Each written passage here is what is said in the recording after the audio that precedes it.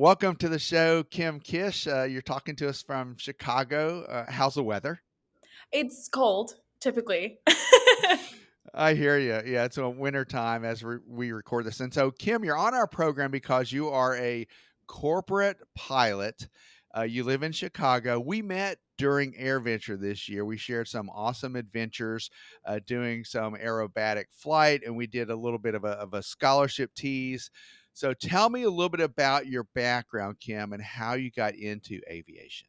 Sure. So I always have to say, I chalk up being in aviation because of my father. But it wasn't all fine and dandy as it seems. He really had to push me into it and push me strategically because, you don't want to push your kids to do something they don't want to do. But the short story is my dad pretty much told me I could never become a pilot because he didn't think I was good enough. So naturally, with my competitive nature, I had to prove him wrong, and I did. You mentioned that I saw a Bose aviation headset spot that you did, and you mentioned that same exact thing. And that's one reason why I wanted you to talk to us today. What's it like being, you hear that over and over again. So you've obviously your dad was saying, well, I don't know if aviation is for you, that kind of thing. But I know you grew up in an aviation family. Didn't y'all have a Piper or a Cherokee or a twin or something like that? We did, yeah. My dad had a share in a Cherokee 6, and so we would do these joint family vacations when I was younger, about elementary school age. So I don't want to say I took advantage of it, but it was kind of natural to me. So I never questioned being a pilot. It was just something my dad did, and it was a part of my life. Now, is he a professional pilot as well? He is. He's also a corporate pilot. Okay. So that kind of runs in the family. And we do see this a little bit in aviation is that if you're exposed to aviation, there's a likelihood that you'll follow in a mentor's footsteps. In your case, I know that your dad was a mentor because when we met at AirVenture, I asked you about that. Absolutely. So you learned in Dad's Cherokee Six, which when I was much younger, my old man had a Cherokee Six for a while too, and it was pretty cool. I loved it. So I have to admit, I was a little bit more spoiled. At the time, my dad did have a flight school, so I got the short end of the stick, but I got the short end of the stick flying a Cirrus, so I was a little spoiled. That's awesome. Now, how old were you when you started to pursue flight training? I was 15, but like I said, because I always got, when a student canceled or when we had to do a maintenance flight, that's when I got most of my lessons in. So I didn't really start very like seriously training for flight training until I went to Embry Riddle in 2014. And which campus were you in, Florida or Arizona? I was in Daytona Beach, Florida. Excellent. So you jumped all on it. A little bit of flight school in the background in the family, which helps a lot, and but you pursued it professionally, and you are a corporate pilot now. I know you are. I don't know if we can say it on the air, but I'm going to say it anyway because it's in your Bose spot that you fly or you had been flying a Gulfstream G550, which is an enormous airplane. Yes, and a gorgeous airplane. I've always said as soon as I found corporate aviation, I was like, I want to fly the biggest, the shiniest, the fastest airplane. And there's no better manufacturer than the Gulfstream, I have to say. I'm a little biased. And I am too. I'm from Georgia, and they're made in Savannah. So there you go. So now you went to Embry Riddle. You jumped in the pool into the deep end, and I'm assuming you got out of school there with all your credentials and ratings and things like that. Correct. How hard, Kim? How hard was it to find a job? It had its challenges, especially because you graduate, I mean, the ink was still wet on my licenses, and you're jumping into a job market where it's almost endless. You could do pretty much anything. And so I would say the hardest part was narrowing down exactly what you wanted to do. Okay. And a lot, if not all of my friends at flight school knew they wanted to go to the airlines. So it was an easy question for them. No doubt, I'm going to do my CFI. I'm going to flight instruct. Once I have my hours, I'll apply, I'll interview, I'll get the job. For me, I didn't know what I wanted to do. I had an internship with Southwest Airlines and I loved it, but it made me realize that that lifestyle wasn't necessarily for me. I wasn't sure if I wanted to just go to the same cities and fly with a new captain every single time and then wait for my seniority number to go up to upgrade. It just wasn't what I had pictured for my lifestyle. So that's when I really found corporate aviation, and specifically through women in corporate aviation and volunteering through them and hearing their stories of traveling around the world in these shiny new airplanes. So when it came to jobs, I kind of pictured what I wanted to do in the long run of flying these big shiny airplanes around the world and then saying, okay, what jobs can I apply for now that will help me get there? So I pretty much worked backwards.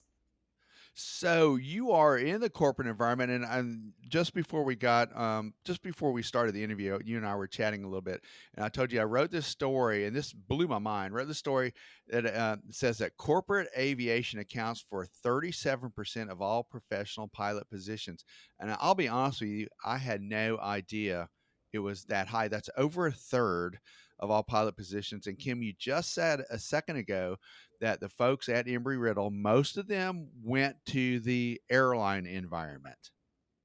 Absolutely. I have to tip my hat to Embry Riddle for that, because that's how their 141 program is set up to make you the most standardized, perfect cookie cutter airline pilot.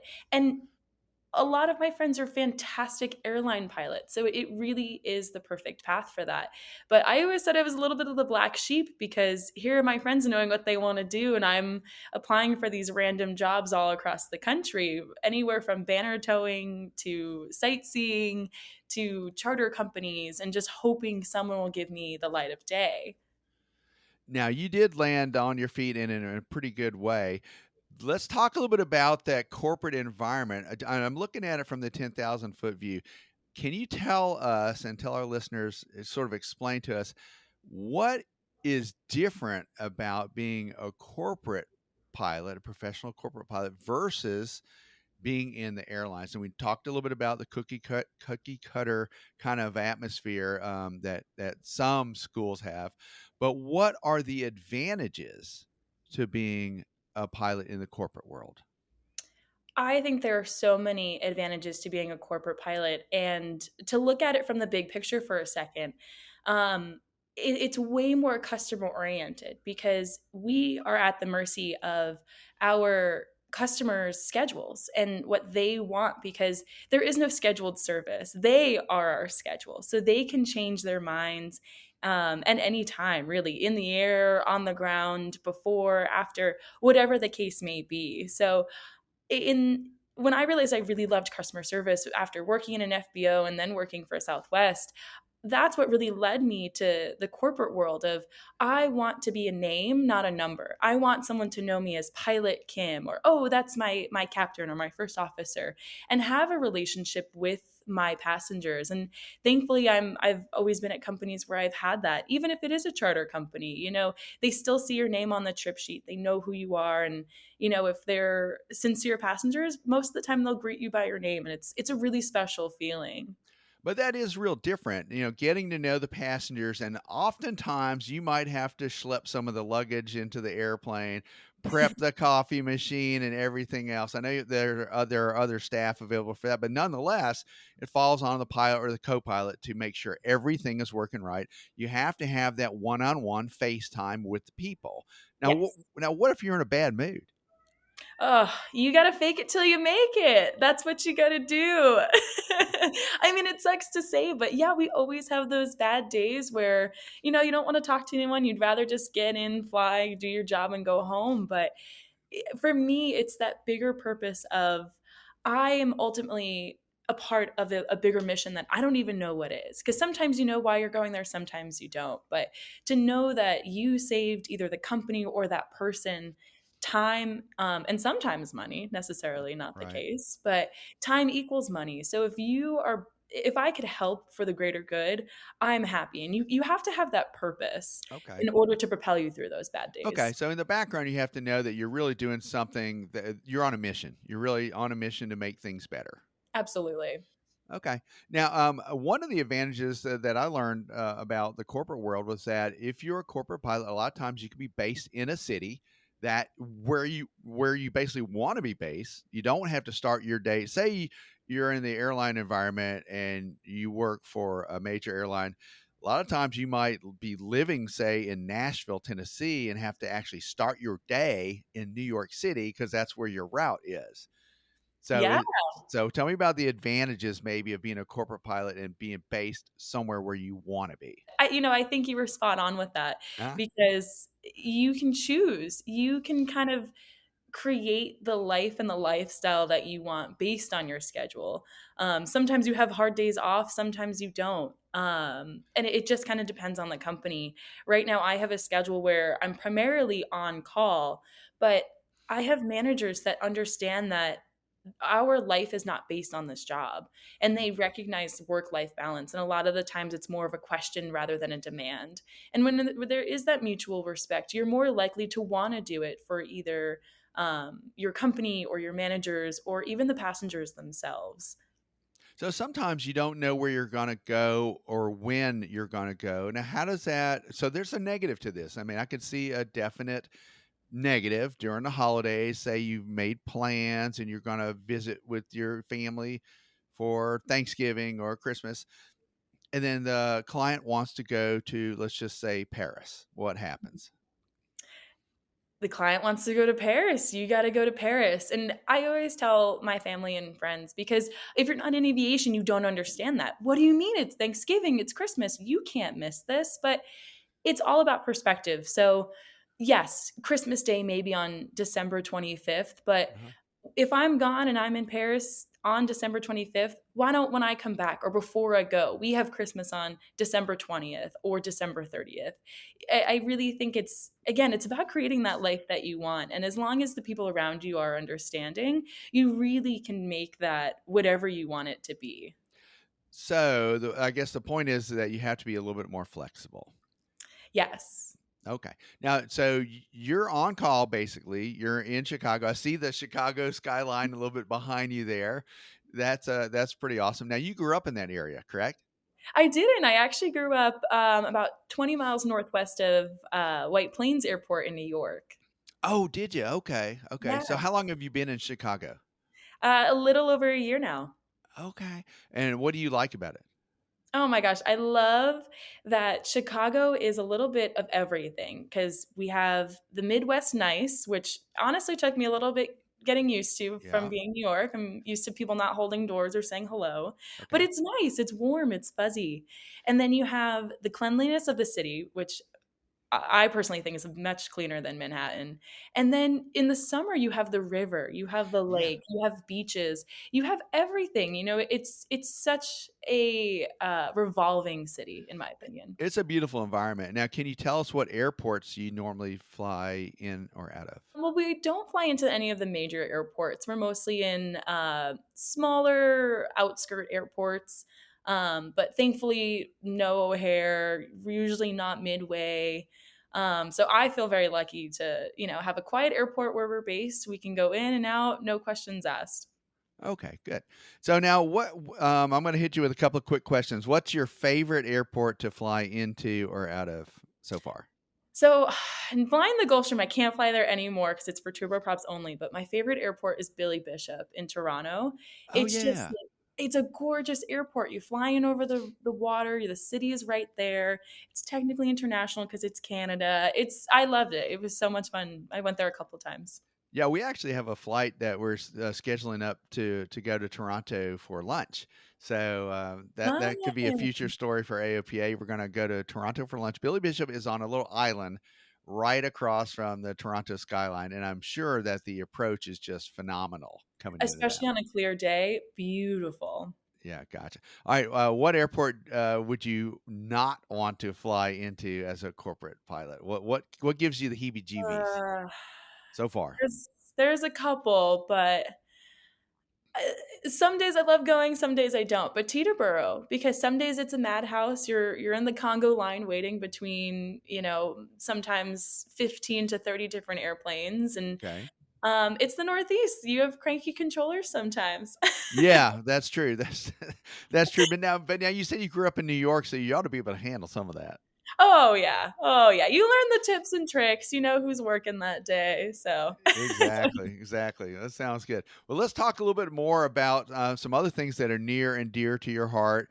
When we met this summer, we met during a scholarship promo, and that was really interesting. I'm glad that we had some time together. We also got to fly with the Aeroshell team. That was really cool. I had never been in one of those T6s with those guys that was before. awesome. So, what did you think of that flight?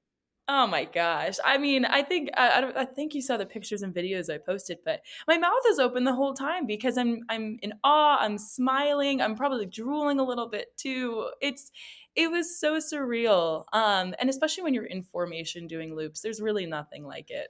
So that gave you a little bit of a taste of aerobatics, which is not your normal forte. And Correct. I know you recently pursued some upset training. Tell us a little bit about upset training, I loved upset training because it's a training I hope to never use in my career, right? but I'm so thankful I have it. And I would say that really the biggest thing I wanted to take away from the training is what is my reaction when I'm in a bad scenario? Okay, So essentially, we go up, we went in an extra 300 airplanes, so similar to what the Aero Stars fly. right. And you'll go up, you do some basic maneuvers just to get you used to the G forces. You know, what does 2Gs feel like? What am I pushing for? Things like that. And then essentially, sometimes they just flip you upside down and then they say, all right, what are you going to do?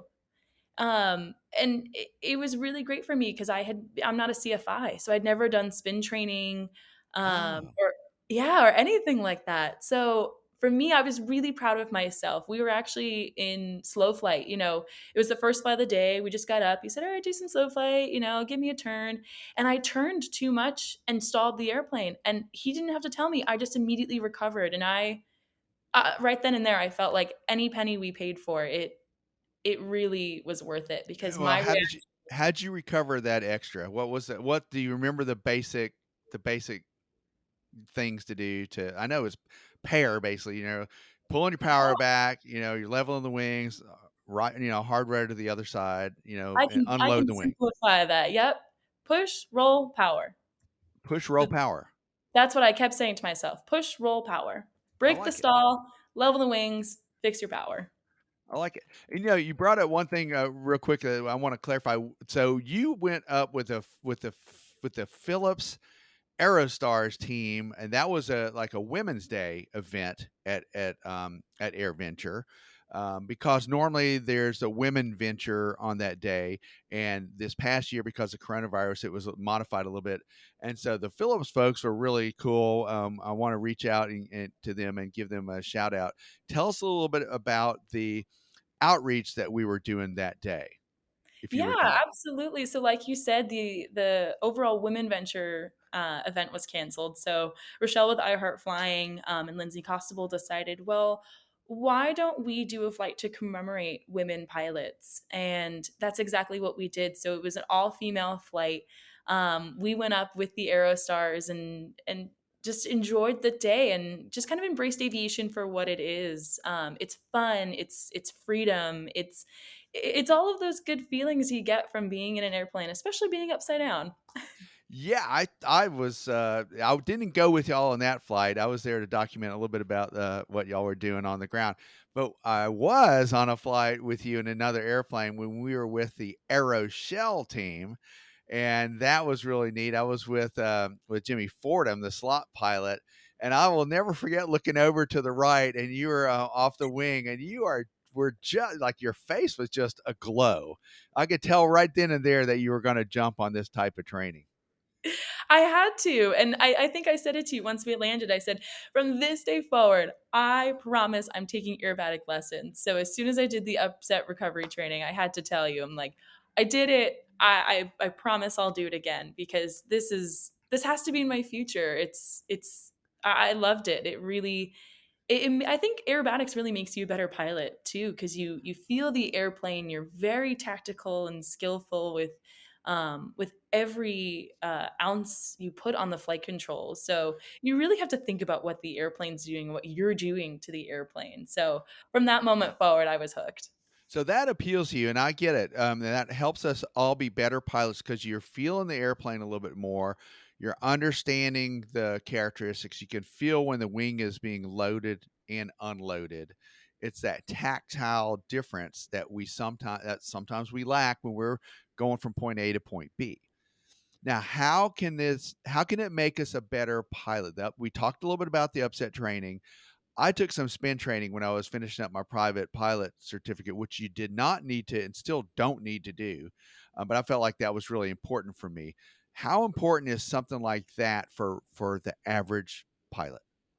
I think 100% important for any pilot, whether you're a GA pilot, a business aviation pilot, an airline pilot. Unfortunately, we know history repeats itself. So when we look back at these incidents and accidents and say, "Oh, this could have been prevented," Right. I think it's unfortunately aviation's expensive, but pay the price, get the training done, see how you're going to react when you are upside down.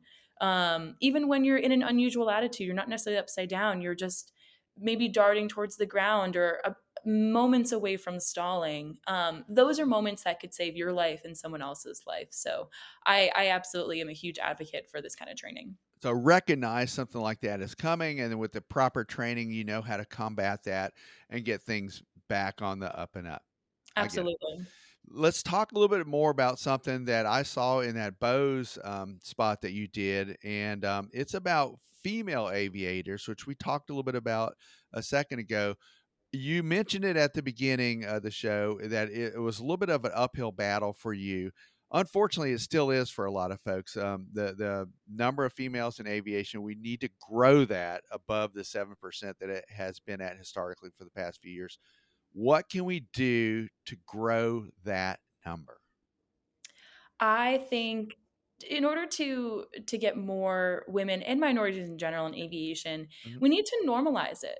Okay. And what I mean by that is, I have so many people come up to me and they have the best intentions. And, once we start talking, oh, I'm a pilot. Oh my gosh, congratulations. Like they it's not normal for them, so they want to in some way overcompensate for it and give you attention, which is fabulous. Thank you for wanting to do that, but until it's normal, I think it's going to be intimidating for people to want to join. And the other thing I always say is education and advocacy. Okay. We talked about it before. My father was in aviation, and that's how I found it. And even then, he had to, give me a good kick in the behind to get the ball rolling. So if I could be a voice for someone who doesn't have family members in aviation, then I think that would be a fabulous way to get people into aviation to say, look, I did it. Here's how you can. And then giving them the resources of scholarships and mentors and networking events, opportunities through different nonprofits. That's how we can normalize this and say, listen, this is a path for you if you so choose to do it. So exposing folks to the fact that there is an aviation career that they might be able to pursue is one thing. Don't, and you mentioned, let's not forget all the scholarships that are available. AOPA has gave away $1 million worth of scholarships last year. We also have Women in Aviation. We have dozens of other organizations. You mentioned it as well. I Heart Flying, which is another scholarship opportunity for especially for women. Now, the other thing you mentioned in that bow spot was that you are a young person, and I think that that's not a strike against folks, but it seems like some other people that might have been in the business for a while might not think that way. Explain that to me. Why would an older pilot not want like fresh blood, or someone who has newer techniques and possibly even better training? And let's face it, look at all the information we have at our fingertips today, digitally and with flight planning and things like that. Yeah, I mean, to be honest, I could spend a whole podcast talking about this one topic, but the two major points I think you just addressed as well. I think my generation grew up a time where we are just light years ahead of where people had to start. And so naturally, we do have that advantage. And we Yeah. have a lot to give. We have new ideas, and not necessarily just to come in and change things for the heck of changing things, but for more efficient practices and ultimately to better the operation. But the other thing is, too, I think many industries can relate to this, but there's that corporate ladder and there's that feeling of, well, you have to earn it. And I think you still have to earn it, but there are different ways other than time to earn things. I've been very, very lucky. Actually, not necessarily lucky. I don't necessarily like that word, but I've been very fortunate in my career to have people who've believed in me. And that's really what this industry needs. And when I speak about mentors and opportunities, this is really what I'm talking about. I don't think someone needs a 4-page resume to say, look, I can do it. I think people have good foundations. And as long as they have potential and someone can see that and has the time and energy to mentor them and to lead them into a successful path, you can invest in those people. Just like my bosses invested in me as a young individual, and still constantly mentoring me and guiding me into the path that they see where I can fit. As you mentioned, mentorship, that's key. You had your dad, as a young person, you had your dad to be a mentor to you, and there are myriad other folks that helped you and me as well, in our aviation pursuits. Well, Kim, how we're going to wrap this up because it's a great day to be chatting, but I don't want to keep you too long. How can folks follow along on your aviation adventures? Tell us a little bit about your social presence.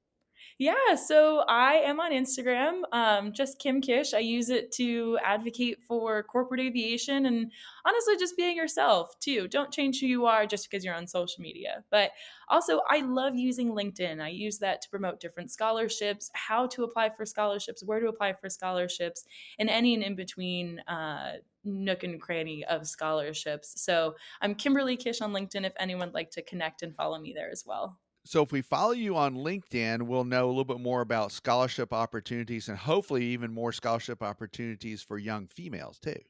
Absolutely. And recently I came up with a scholarship series where it's 4 different parts, and I narrow in on different topics of scholarships. So Great. your essay, your letters of Great. recommendation.